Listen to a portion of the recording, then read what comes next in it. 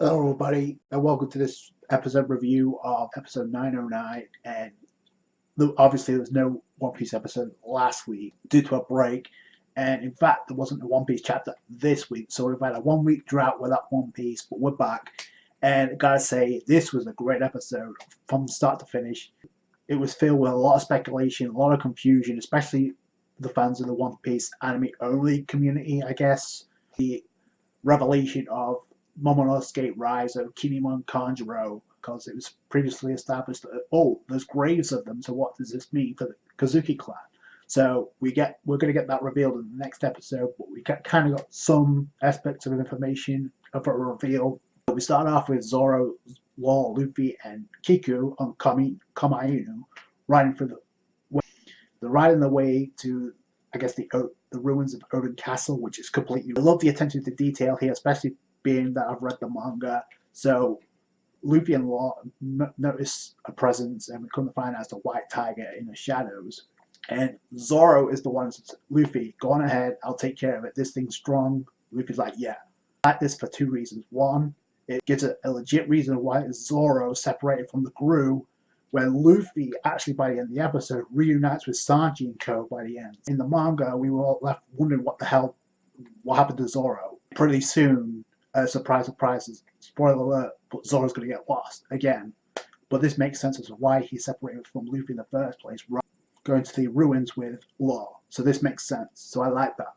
Go over to, I guess, the country of Wano, the flower capital, and we go to a school where a bunch of kids are being taught by a teacher who is pretty much, I guess, a serpent, because she stretches her neck out. I wonder if it's any connection with the Boa sisters, by the way. This scene does two things. One, it highlights, I guess, the propaganda of Wano being explained to the youth. Kurozumi Orochi, who's supposed to be this benevolent hero that they're meant to believe, and we see one elder-looking guy looking in. He's looking at this class, and he immediately knows this is be a school to the youth who don't know any better. They've been educated to realize that Odin is a criminal, he's a coward, and Orochi is the real hero here. They even go to the far as to say he's the master of two sword style, which if you read the manga, you know that's not the case at all. Next week's episode or the next episode, it's going to be very interesting, considering we already know, those who read the manga, we know his appearance has been revealed in the manga.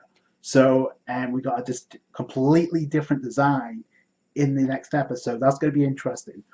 Be that as it may, like I said, there's two reasons. Number one, it highlights Orochi and his ways being passed down to the youth. The second thing it does is ask what is Sakaku, means basically to close off the borders so it can maintain a peace of Wano, which we know is a lie, because we know that's because Odin and the rest of the retainers wanted is to open up the borders to Wano. That's the goal of being here by the end. So there's the ideological clash right there. By the end of Wano, most of the citizens are going to know the truth and possibly going to be exposed to the rest of the world. Well, you already know it's isolated, just due to the fact that they don't really know much about it. Especially since Otama didn't know anything about Ace's death in the news. So there you go. Here we come to learn about the Akazaya 9, or the Samurai 9, which we come to find is very influential by the end of this episode. Which is interesting because in the manga there was known as the 9 Red Scabbards. So it's interesting they've taken the Akazaya name. We know who 5 of those Akazaya 9 are, but I think it's kind of obvious. I think you can kind of exclude Momonosuke because I don't think he's going to be included in that just because he's too young for this. But there, and we go to, I guess, where Robin is taking her lessons as a geisha, her dancing lessons, and it's making the use of it because we overhear a conversation with the introduction of Kiyoshio, which is kind of cool, and I like his design. And it's going to be interesting because in the manga, it's perceived that his hair was white, but that's not the case here. It's kind of designed. He's already perceived as a badass, but he's also drunk as well. So he's like Orochi being a fool, and we know he shouldn't be talking about that because it's taboo anyway. So he's drunk, and Robin overhears this, and she uses this opportunity to gain some valuable information. The most important thing here is the Kozuki clan were wiped out 20 years ago. You look at the book where actually going back to the school part of the episode where the students are learning, you see a book being opened and you see a picture of Kinemon, giving you the impression that, oh, Kinemon's actually dead. Like he should be in the living world. They're hyping up the suspense of what's going on here. Prophecy was spoken by the wife of Kozuki Odin. So according to her, 9 samurai will appear, and in 20 years will actually come to defeat Orochi. The ghost of the past will arrive. So now that kind of makes sense of what's going on, right? And Robin overhears this. It's like, oh, impressive. She's not been there long, but she already knows that Kiyoshiro is already a big threat. So I like that. She's already putting her role to good use. I'm pretty sure she's going to use this opportunity to gain valuable information on the raw poneglyph. At the scene where it's teased that Kiyoshiro actually passed out because he was drinking sake. So then he wakes up and he actually just spills out the prophecy. Show's kind of torn a little bit because it's like, what can the dead really do? So it's like and Orochi knows they're a threat, and he's like I said, we go over to where Luffy and Law are, and Zoro's already split up from Zoro and Law. Okiku obviously sees the ruins and she immediately tears up. Obviously, we get the revelation of why she's familiar with the Kozuki clan. She's a part of the Kozuki clan, as obvious. Luffy's like, what the hell's up with her? You need to look at the grades, and of course, he looks at the grades, and Luffy projecting the surprise of what One Piece anime only fans have right now, and that's confusion. Like, what the hell? The graves of Momonosuke,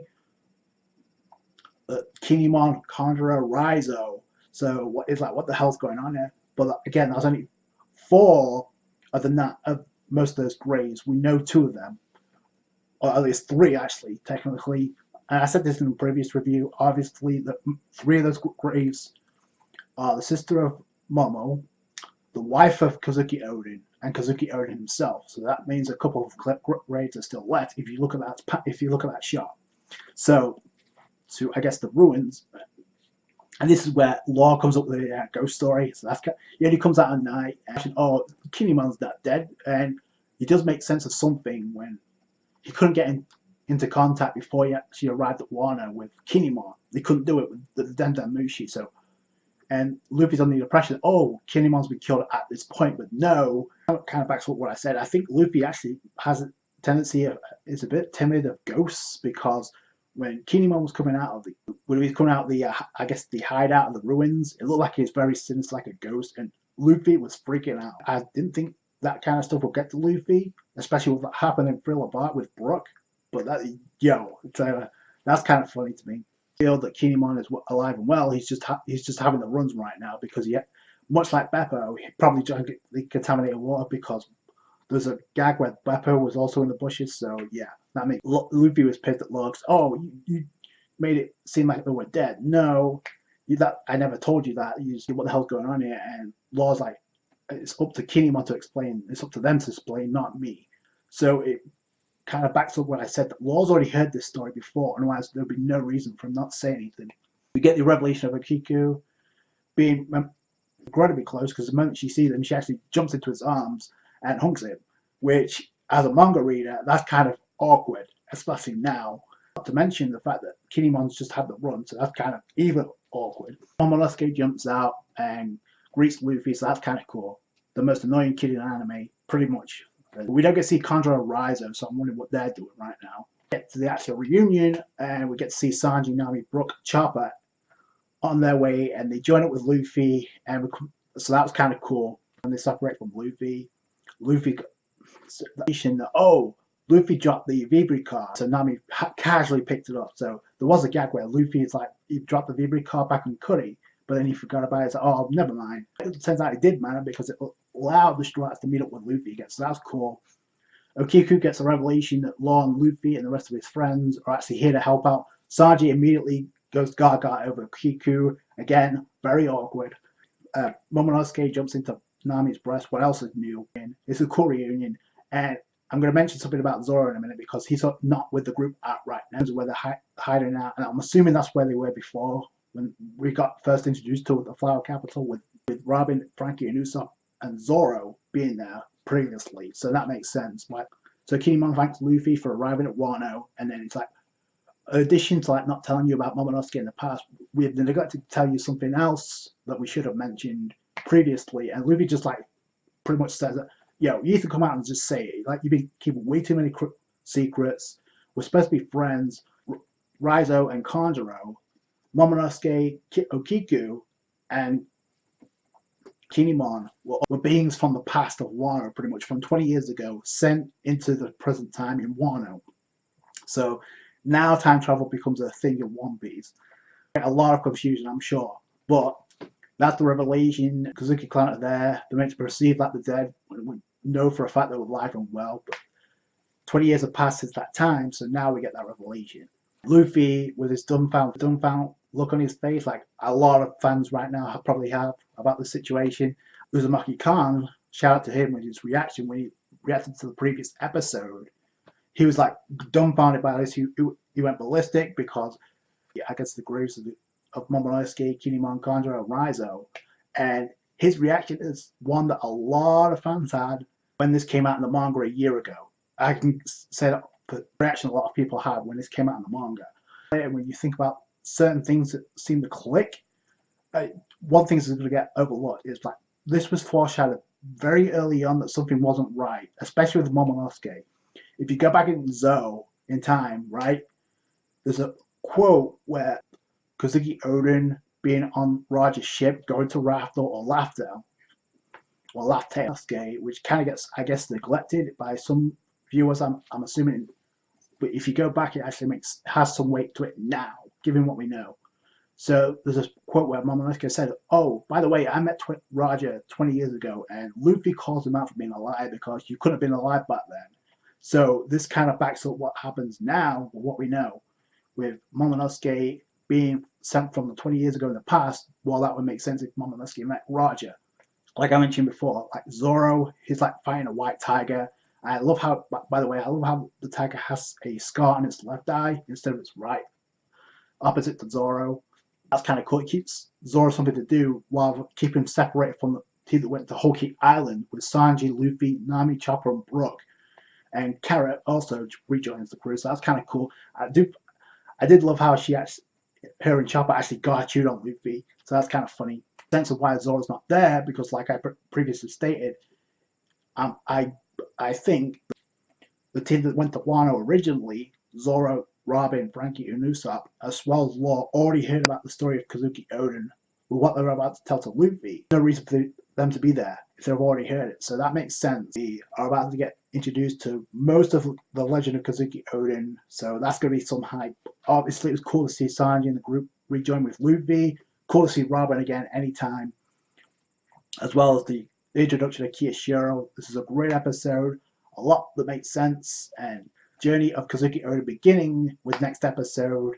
Get ready for some tears to be shed, so I can't wait for that. That's going to do it for today, guys. Thank you so much for watching. Let me know what you guys think down below. Like this video if you did. Subscribe to the channel for more One Piece. Catch you guys later. Thanks, guys. Bye.